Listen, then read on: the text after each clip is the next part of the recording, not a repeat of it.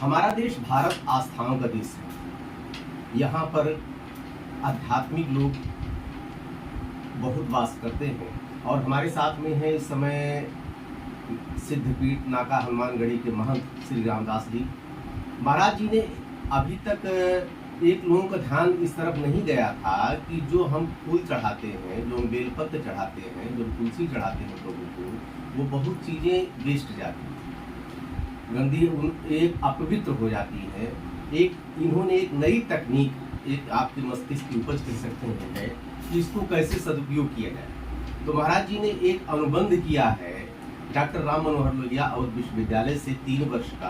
वो सारी चीज़ें महाराज जी से ही जानेंगे। सबसे पहले अयोध्या दर्पण में स्वागत है बहुत बहुत धन्यवाद। महाराज जी ये बताएं वो क्या तकनीक और समझौता है जो आपका अवध विश्वविद्यालय से जुड़ा है। देखिए, सबसे पहली बात तो ये है कि अयोध्या सप्तपुरियों में जो है वो महान अयोध्या पुरी मस्तक है।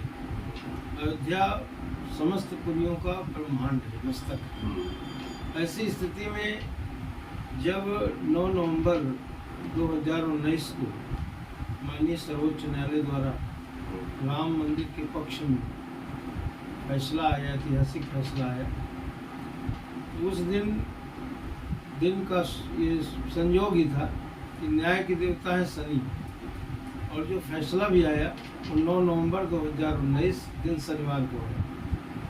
ऐसी स्थिति में पूरी दुनिया अयोध्या को एकटक निहारने लगी और पूरा विश्व आज अयोध्या में जो हमारे भगवान ने पूरी धरा को, पूरे विश्व को, प्राणी मात्र को मानवता का संदेश दिया था, तो हम लोगों का भी एक कर्तव्य है कि हम पूरी दुनिया को मानवता का संदेश दें। जन जन की सहभागिता राम मंदिर से जुड़े और जुड़ ही रही है। ऐसी स्थिति में भारत की जितनी भी नदियां हैं, गंगा है, जमुना है, सरस्वती है, नर्मदा है, कावेरी है, राप्ती है, ऐसी अन्य हजारों नदियां हैं हमारे देश में जो कि सभी समुद्र में मिलती हैं। भारत की सबसे बड़ी नदी गंगा नदी है जो कि हिमालय से आकर के और गंगा सागर में मिलती है। इसी तरह मानसरोवर से निकल करके हिमालय से हमारी सरयू नदी है, जिसको वशिष्ठजा भी कहा जाता है, और भगवान विष्णु के नेत्र से निकली श्री नेत्रजा भी कहा जाता है। और अयोध्या में जो सरयू हैं वो धनुषाकार हैं और अयोध्या जो है नाव की तरह है। इसी तरह हम लोगों ने एक एडवर्ड अयोध्या तीर्थ विवेचनी सभा का प्रयास हुआ कि जल संरक्षण किया जाए। तो 2013 में संस्था के अध्यक्ष पूज्य राजकुमार दास जी महाराज, हमारे अयोध्या के समस्त मंदिरों के महंत, संत और ग्रामीण सभी लोगों ने स्वच्छता अभियान चलाया।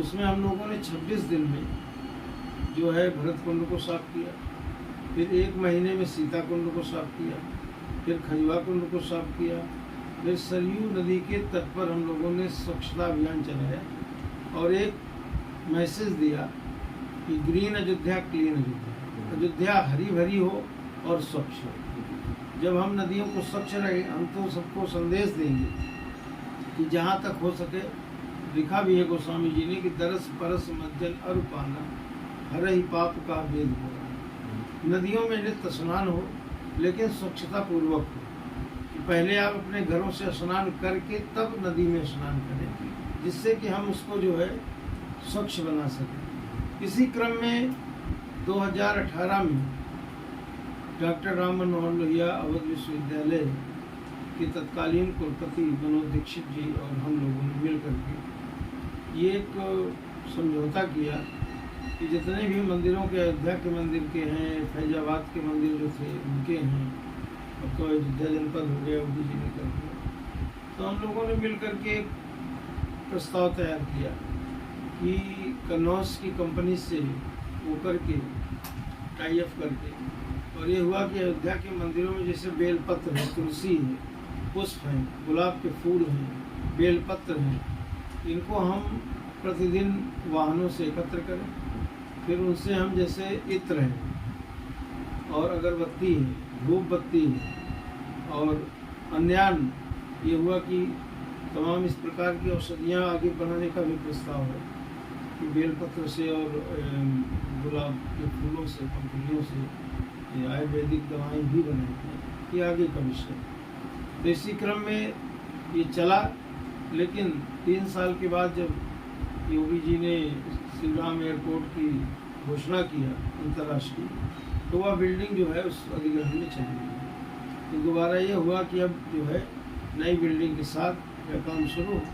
तो इस समय जो कुलपति महोदया हैं हमारे यहाँ की प्रतिभा गोयल, तो उन्होंने एक प्रस्ताव दिया कि महाराज जी ने पहले किया है, तो उन्होंने अपने डॉक्टर जो है जसवंत सिंह जी से सलाह लिया कि महाराज जी को एक दिन बुलाया जाए और इस पर चर्चा किया जाए। हम लोग गए और बहुत ही सुखद वार्ता हुई और समझौता भी हुआ। 3 साल का हस्ताक्षर हुए, आदान प्रदान हुआ। तो उसमें ये हुआ कि हम लोग इत्र, अगरबत्ती और धूप बत्ती इत्यादि हम लोग बनाएंगे, और इसके साथ साथ हम लोग लोगों को भी जागृत करेंगे कि वह अपने यहाँ लगभग 50,000 की मशीनें मोहम्मद विश्वविद्यालय तैयार कर रहा है, जो वहाँ के स्टूडेंट हैं, शोध छात्र हैं, वो कर रहे हैं। तो उससे कि एक तो पर्यावरण भी शुद्ध रहेगा, और जो जगह जगह फूल फेंक देते हैं नदियों में, तालाबों में, कुंडों में, उससे हमको निजात मिलेगी। अयोध्या हनुमानगढ़ी से संपर्क किया जा रहा है, नागेश्वर नाथ से किया जा रहा है, यहाँ का शीतला मंदिर है, देवकाली मंदिर है, पाटेश्वरी मंदिर है, मुख्तार घाट का जो है पंचमुखी महादेव मंदिर है, जहाँ लोगों की बड़ी आस्था है।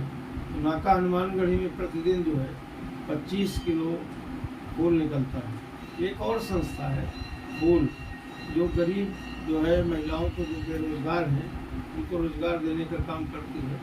तो यहीं पर भौदी जो स्कूल है उसी के बगल में वो संस्था कानपुर की है, वो काम कर रही है। इसी क्रम में पूर्व में समझौता हुआ था, तो उसको हम लोगों ने नवीनीकरण किया, और हम इसके लिए साधुवाद देते हैं और विश्वविद्यालय के कुलपति जी को कि उन्होंने इस पुराने प्रस्ताव को जो है दोबारा अंगीकार किया। और हम सबको, हम पूरे प्रदेश नहीं पूरे देश से ये अपील करते हैं कि जैसे साउथ में बहुत मंदिर हैं, बहुत पुष्प तुलसी दल चढ़ता है, तो वो इधर उधर ना फेंका जाए, लोगों के पैरों तले जाता है, कचड़े में चला जाता है, कूड़ेदान में लोग डाल देते हैं। इससे जो होता है एक ये अपमान, पुष्प संरक्षित हो और फिर उसका जो है सदुपयोग हो जाए किन्हीं न किन्हीं कारणों में, तो अच्छा रहेगा। और हम पर्यावरण की दृष्टि से भी नदियों को, कुंडों को, तालाबों को, कुओं को हम स्वच्छ, पुनः स्वच्छ बना सकेंगे। इससे महाराज जी ये बताएं कि युवाओं को और समाज को क्या लाभ? देखिए, समाज को तो ये लाभ होगा कि वह जो मशीनें तैयार होंगी तो वो फिर बड़े पैमानों पर पहले शहर में जाएंगी, तीर्थ स्थलों में जाएंगी, फिर ग्रामीणों में जाएंगी। तो जब ग्रामीण पुष्प पैदा करेंगे तो कभी ऐसा होता है कि पुष्प की पंखुड़ियाँ झड़ जाती हैं, पुष्प सूख जाता है, तो वो जो पुष्प होंगे वो वेस्ट नहीं होंगे। ऐसी स्थिति में उनको हम सदुपयोग करके, और हम मित्र और अगरबत्ती जब बनाएंगे तो एक एक गांव में हम लोगों का है कि कम से कम 5-5 बेरोजगारों को रोजगार दिया जाए, कि जिससे कि उनका रोजगार हो। बहुत ऐसे लोग हैं कोरोना के बाद से कि नौकरी छोड़ करके विदेशों से और बॉम्बे से, बेंगलोर से चले आए, अपने गांव में चले आए। तमाम लोगों ने भी इस पर पहल किया है। एक अभी लड़का है जो कि सागंज के पास से आता है, तो वह MBA किया हुआ छात्र, एक IIT का छात्र है, वो विदेशों से सब लौट आए। तो उन्होंने क्या किया है कि फूलों को पैदा करते हैं और छोटे छोटे दुकानदारों को देते हैं। तो हमने उनसे भी अपील किया है कि एक ये भी पहल आप करिए कि फूल तो आप बेचिए, लेकिन उसके साथ साथ गांव के लोगों को रोजगार दें। महाराज जी की बड़ी सकारात्मक सोच है कि एक समाज को लाभ तो मिलेगा ही, साथ ही बेरोजगारों को एक रोजगार भी मिलेगा। और आप लोग भी जो महाराज जी ने कहा उसमें सहयोग करें। बिना जन सहयोग के कुछ भी काम नहीं हो सकता है, इसलिए कोशिश करें कि फूल वेस्ट न हो, जितने बेलपत्र वेस्ट न हो, इसका कुछ सकारात्मक लाभ लिया जा सके। ढेर सारे महाराज जी आप आशीर्वाद बनाए।